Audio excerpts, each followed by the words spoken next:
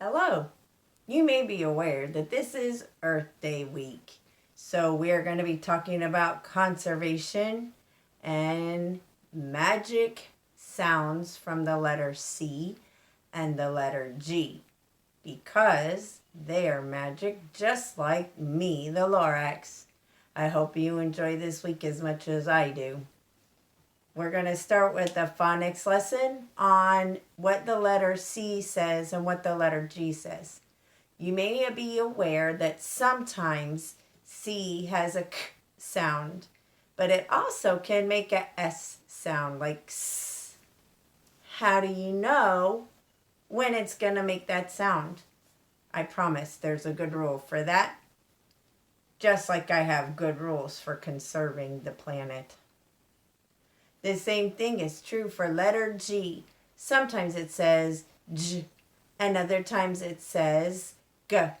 You know that it normally says G, but why does it sometimes change the sound to J and copy letter J?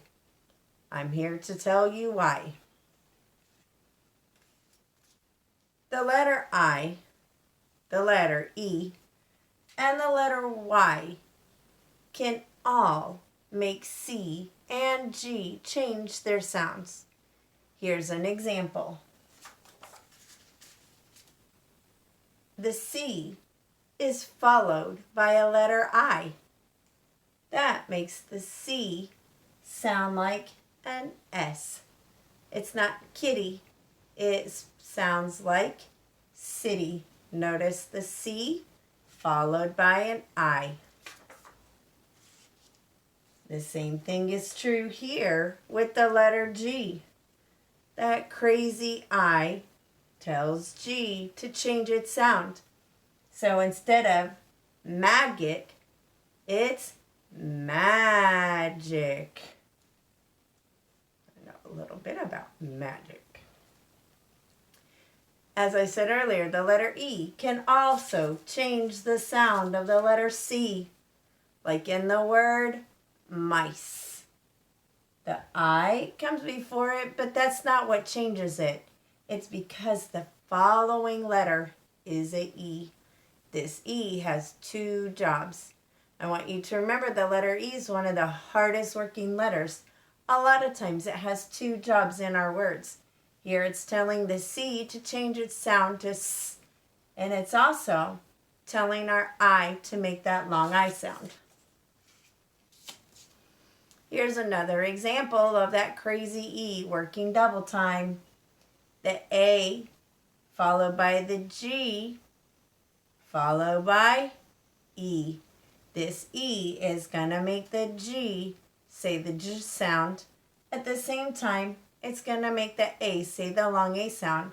So this becomes K, A, J, cage. Don't put me in a cage. I would not be a happy camper. There's one more letter that can make our C and our G change sound, and that's the letter Y. I have two examples for you. Fancy, F-A-N. Here's our C, followed by the Y. And what sound do we hear? F and C. That C is sounding like an S.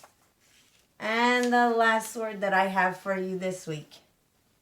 Letter G, followed by a Y, makes that J sound instead of G.